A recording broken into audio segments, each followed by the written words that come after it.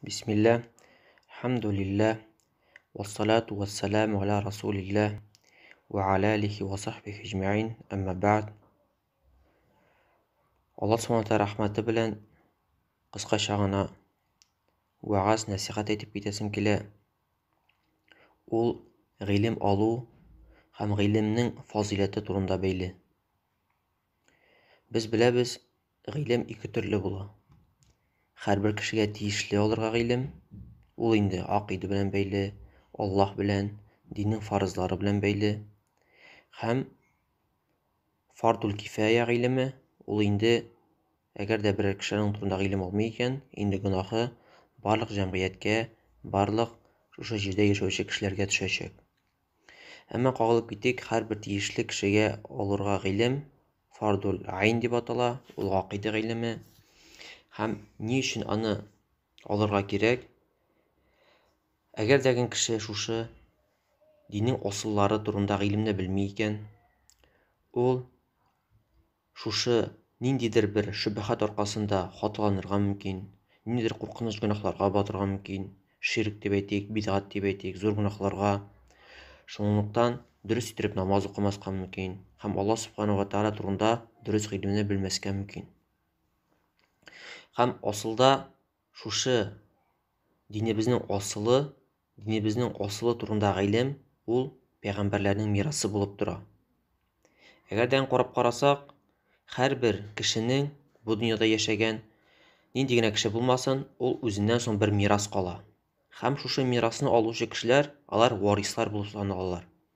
Кеше, мәсәлән, ниндидер харам маллар җыйган, шушы харам малларны үзеннән соң мирас итеп калдыра.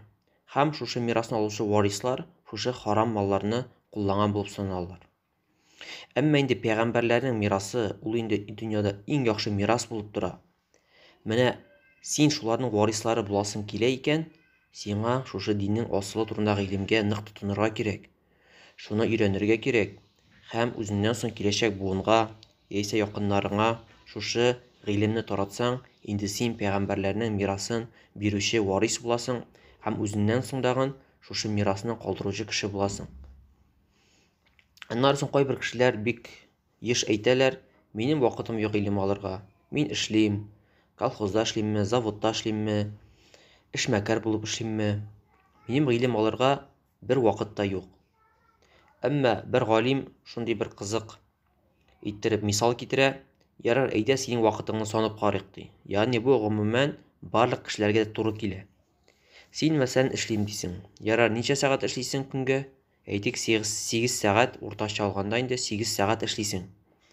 Ярар, 24 сәгатьтән 8 сәгатьне алабыз. Шуннан соң ничә сәгать йоклыйсың? Йоклыйм 8 сәгать ди. Уртача кеше 8 сәгать йоклый. Булды, менә хәзер инде син 8 сәгать йоклыйсың. Инде хәзер безнең 16 сәгать инде синең вакытың китә.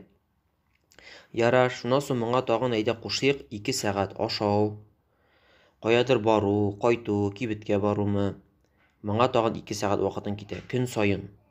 Инде безнең хәзер 18 сәгать вакыт китә. Ягъни безнең кала 6 сәгать вакыт. Шуның әйтик 2 сәгатен инде син әти-әнигә, гаиләңә, балаларыңа исраф итәсең, алар белән мөгамәләттә буласың. Инде хәзер синең калды 4 сәгать вакыт. Ягъни карап карасак, менә шу 4 сәгать вакыт син көн саен буш кала. Син аны нәрсәгә сарыф итәсең? Кирәкмәгән әйберләр карап ятасыңмы? Шушы вакытыңны булдыксыз кирәкмәгән сүзләргә сөйләшеп, яисә кирәкмәгән кешеләр белән утырып, каядыр анда йөреп, ягъни буш үтә торган вакытың. Шушы 4 сәгать вакытның син ярты сәгатен генә гыйлемгә сарыф итсәң, син инде ниндидер зур бер гыйлемдә дәрәҗәгә җитер идең. Ярты сәгать кенә көн саен. Әйткәнемчә 4 сәгать буш вакыт кала һәрбер кешенең. Һәм шуның ярты сәгатен генә гыйлемгә сарыф итсә дә кеше, инде гыйлемдә зур дәрәҗәгә җитер иде. Шуңа күрә бу әйбердә бик мөһим, бик игътибар итәргә кирәк. Әмма беренчедән башлап китәргә кирәк, шушы менә гыйлемгә ирешү, шушы гыйлем ул Аллаһтан бер тәүфыйк булып тора. Шуңа күрә шушы гыйлемне Аллаһтан сорарга кирәк һәм еш сорарга кирәк. Дугаларда, намазлардан соңмы, Аллаһ кабул итә торган вакыттамы, Яни һәр вакыт, һәр даим Аллаһтан еш сорарга кирәк шушы Аллаһтан файдалы гыйлемне. Ничек итеп Рәсүл сәллям сорый иде: "Я Раббым, миңа файдасыз гыйлемнән мине ерак ит" дип. Һәм ничек итеп Рәсүл сәллям сорый иде: "Аллаһумма инни әсәлүкә гыйлман нафи'ан" дип. "Я Раббы, мин синнән файдалы гыйлем сорыйм" дип. Яни хәтта Рәсүлебез саллаллаһу алейхи ва сәллям сорагач, без дәген шушы гыйлемне Аллаһтан еш сорарга тиешбез.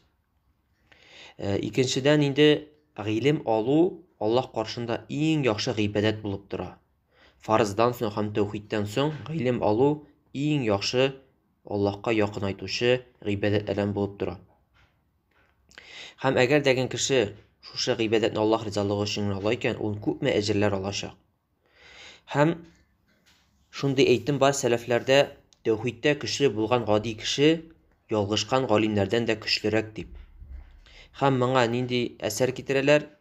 Бер кеше шулай итеп Мәккә, Мәдинә җирләренә килгәч, аңа бер галим кеше килә дәген, әмма ул ялгышкан галим әйтә һәм әйтә: "Менә бу каберләрдә изге кешеләр ята. Син алардан сора, чөнки Аллаһ Тәгалә Коръән Кәримдә әйткән: "Гинда раббихим юрзакун" дип. Ягъни Аллаһ аларны ризыкландырып тора дип. Шуннан соң бу кеше тәүхидле булган, әлхәмдүлилләһ, гыйлеме тәүхидтә булган һәм ул әйткән: "Ярар, син әйтәсең, алар Аллаһ янында ризык алып торалар" дип. Димәк, алар Аллаһтан ризык алып торалар икән, димәк, мин шул Аллаһтан инде сорарга тиешмен, булардан түгел. Чөнки аларны бит ризыкландыручы Аллаһ. Аллаһ аларны да ризыкландыра икән, димәк инде безне дә ризыкландырачак. Шулай булгач, мин алардан сорап тормасмын, мин Аллаһтан турыдан-туры сорармын дип шулай җавап бирә. Һәм теге кеше сүзсез кала, чөнки бу кешенең әйткән сүзе дөрес. Без Аллаһтан сорарга тиешбез, нишләп? Чөнки Аллаһ Субханаһу ва Тәгалә Коръән Кәримдә әйтә: "Уд'уни астаҗиб лакум" ди. Миннән генә сорагыз ди, мин дә сезгә җавап бирермен ди.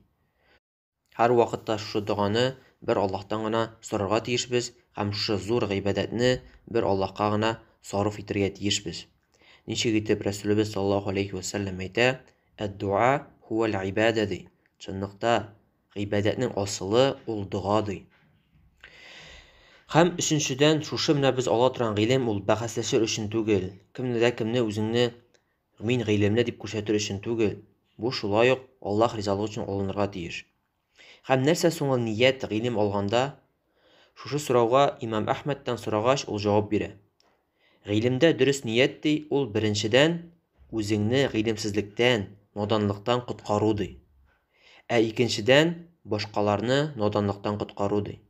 Ягъни безнең гыйлемдә шу бәйле ният ул беренчедән үзеңне шушы гыйлемсезлектән, наданлыктан үзеңне гыйлем юлына, гыйлем утына дип әйтик, нурына чыгару һәм башкаларга да шушы дөрес гыйлемне җиткереп, аларга да файда китерү, аларны да шушы наданлыктан, шушы гыйлемсезлек зөлүменнән коткару, шушы гыйлем нурына чыгару.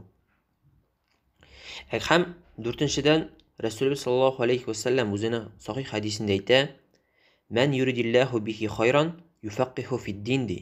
Кемгә дә кем Аллаһ Субханаһу ва Тәгалә хәерлек тили икән, ул аңа шушы динне аңларга җиңеләйтә ди.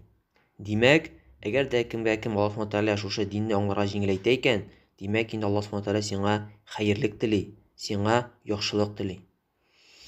Аннары соң җәмәгать әйтеп китләргә кирәк: шушы гыйлемне син алдың икән, күп алмасаң дагын, диннең асылларын алсаң дагын, син аны башкаларга җиткерәсең. Балаларыңамы, туганнарыңамы, хатыныңамы, иреңәме, якын тирәдәге кешеләргәме, дусларыңамы, син буларны башкаларга өйрәтеп, бер генә кешене дә булса дагын тур юлга күндерсәң, бер генә кешегә булса дагын ширктәнме, гөнаһларданмы, бидгатьтәнме кешеләргә күзләрен ачып җибәрсәң, бу сиңа бу дөньядагы малларга караганда дагын яхшырак әҗер булачак. Аннары соң җәмәгать, һәрбер кеше үләчәк. Менә син дә үләсең, бу да үләчәк. Һәрбер кешегә кайчан үләсең язылып куелган. Әмма үлгәч, кешегә нинди әҗерләр бара соң?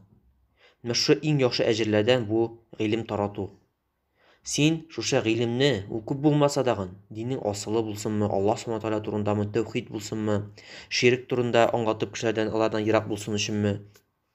Син үлгәч, әгәр дә кешеләр моннан файда алалар икән, синнән соң башкаларга өйрәтәләр икән, балаларына өйрәтәләр икән, шушы һәрбер кеше кылган гыйбадәт, шушы һәрбер кеше өйрәткән әҗерләр сине үлгәч тәген сиңа барып торачак. Шуңа күрә бу әйбердә шулай ук тырышлык кирәк. Һәм тырышлыкка кагылганда бер галим була, Әбу Вакид Әс-Сиҗзи дигән. Һәм ул үзенең шушы гыйлем алу турында, тырышлыгы турында сөйли. Ул әтисе белән чыгып китәләр шушы гыйлем алу юлына, җәяүле, һәм бара-бара торгач, алар аралар. Һәм әтисе әйтә аңа: "Улым, ди, менә бу ике зур ташны хәзер тотып бар", ди. Арган килеш тәген шушы ике зур ташны тотып бара, һәм күпмедер вакыттан соң тагын катырак ара. Һәм аңа әтисе әйтә: "Улым, ди, хәзер менә бер ташны ташла", ди. Һәм ул бер ташны ташлый даган, һәм үзендә шуның кадәр көч сизә, шуның кадәр җиңеллек сизә, һәм тизрәк бара башлый. Күпмедер вакыт үткәч, инде хәзер әтисе әйтә: "Хәзер икенче ташны ташла инде", ди. Инде хәзер икенче ташны ташлагач, шулай ук үзендә көч сизә, үзендә җиңеллек сизә, һәм тагын да тизрәк бара башлый. Шунлыктан инде алар шулай Багдадка килеп җитеп, бу галим үзенә шушы менә бу сәфәр юлын гомерлегенә истә калдыра һәм әйтә: "Әгәр дәген шулай тырышабыз икән, үзебезгә, мәсәлән, шушы авыр ташлар алып, шуңнан соң аларны ташлыйбыз икән, ягъни шу тырышлык юлында булабыз икән, без югары дәрәҗәгә җитәргә мөмкинбез", дип. Һәм ул Сахих Аль-Бухарины ривайт итүчеләрдән иң көчле галимнәрдән була. Шушы галим Әбу Вакид Әс-Сиҗзи. Һәм шулай ук бәрәкәт була. Ягъни шушы тырышып, шушы юлда тырышырга кирәк. Ягъни без беләбез, шайтан дагын, нәфес тәген теләми безнең шушы гыйлем алуны, шу тур юлда булуны, һәм тырышалар безне шу юлдан ялгыштырырга. Имам Малик рахимахуллаһ янына бер Яхья ибн Яхья дигән кеше гыйлем алырга килә. Һәм бер көнне дәрес биреп утырганда, Мәдинәдән урамда шундый тавыш ишетелә. Булар мәчеттә гыйлем алалар. Фил килгән Мәдинәгә дип шундый тавыш тарала. Һәм Имам Малик та янында утыручы бөтен аның гыйлем алучы укучылары барысы дагын урамга йөгереп чыгалар шушы филне күрер өчен. Әмма Имам Малик янында фақат шушы Яхья ибн Яхья дигән бер укучысы кала. Һәм Имам Малик моннан сорый: "Я, улым, ди, нишләп син бөтен кеше чыгып китте, ди, бер син генә калдың", ди. Шуна ул шундый үзенең мәшһүр сүзләрен әйтә: "Чынлыкта мин, ди, Имам Малик янына, ди, фил күрер өчен килмәдем, ди, ә гыйлем алыр өчен килдем", ди. Ягъни филне мин башка җирдә күрә алам, ди. Әмма Имам Маликны мин башка бу җирдән, Мәдинәдән башка бер җирдә дә күрә алмыйм, дип, һәм ул гыйлем ала, һәм аның менә Яхья ибн Яхьяның Әл-Муатта китабы иң мәшһүр китаплардан була. Шушы Имам Малик язган китапны ул башка җирләрдә таратучы иң мәшһүр шушы галим булып санала. Шунлыктан, әгәр дәген без шушы гыйлем алганда да гына әйткәнемчә ярты сәгать вакытыбызны гына бирәбез икән, ярты сәгать кенә гыйлем алырга тырышабыз икән, ул уйлап карасак бик күп тә түгел. Хәтта без аны көн сайын алмасак тагын, атнага 3 мен 4 тапкыр алсак тагын, иншаллах, шушы гыйлемдә зур дәрәҗәгә җитешербез иншаллах. Һәм иң беренче шушы гыйлем алганда, башланганда, ул диннең асылларыннан гыйлем ала башларга кирәк. Ниндидер фикх китапларына шумырга түгел, ниндидер грамматикаларга шумырга түгел. Кеше әгәр дә тәүхид гыйлемен белми икән, ширкне тәүхидтән аера белми икән, кеше ширк белән зур ширкне белми икән, яшерен ширк нинди икәнлеген белми икән, аңа бу фәннәргә әле шумырга, анда өйрәнергә әле бик иртә. Шунлыктан ничек иттереп Ибн Аббас радиаллаһу анһу әйтә, моны Сахих Аль-Бухарида Имам Аль-Бухари китерә: "Ар-Раббани ди, галим тәрбияләүче галим ди, юаллиму ас-сагира кабла аль-кабира ди. Алдан ди, кечкенә мөһим әйберләрне алдан өйрәтә ди, күбрәк зуррак әйберләргә керткәнче ди." Ягъни шушы авыр ниндидер фәннәргә кергәнче, ихтилафләргә, монда фикхмы, буны ничек дөрешләргә, ул баштан ди, кечкенә булган, әмма мөһим булган әйберләрне өйрәтә ди, бу тәрбияләүче дөрес галим ди. Шунлыктан менә бу 4 кагыйдә дигән, менә хәзер 3 асыл дигән китаплар булачак. Иншаллах шуларның яртышар сәгать кенә итеп яздырып, һәрбер кеше шуларны тыңлап, күпмедер әҗер алса, безгә дәген, сезгә дәген, иншаллах Аллаһ Субханаһу тәгаләдән күп әҗерләр булыр дип өмет итәбез. Һәм Аллаһ Субханаһу ва тәгалә безне шушы наданлыктан, гыйлемсезлектән, гыйлем нурына безне чыгарсын, безгә шушы файдалы гыйлемнәр бирсен. Шушы файдалы гыйлемнәр белән бер-беребезгә файда китереп яшәргә насыйп әйләсен. Һәм нинди генә җирдә гыйлем тарала икән, дөрес гыйлем тарала икән, белегез, ул җирдә ширк бетәчәк, ул җирдә сихерчелекләр, күрәзәчелекләр бетәчәк, ул җирдә күз тиюләр бетәчәк, ул җирдә дөрес гыйлем таралса, дөрес шәригать таралса, һәрбер гөнаһлар, һәрбер бидгатьләр бетәчәк һәм кеше үзеннән соң дагын бик күп әҗерләр калдырачак һәм үзеннән соң киләчәк буын аларга һәрвакытта дагын дуа кылып торыр иншаллаһ. Шуңа күрә Аллаһ Субхаһу ва Тааля безнең җәмгыятебезне, шушы яши торган җирлегебезне бидгать, ширк, гөнаһлар, хәүеф-хәтәрләрдән сакласын һәм туры юлга, тәүхид һәм сөннәт юлына барыбызны да күндерсен. Субханакаллаһумма бихамдик, әшһадү ан ла илаһа илля ант, әстәгъфирука ва атубу илейк.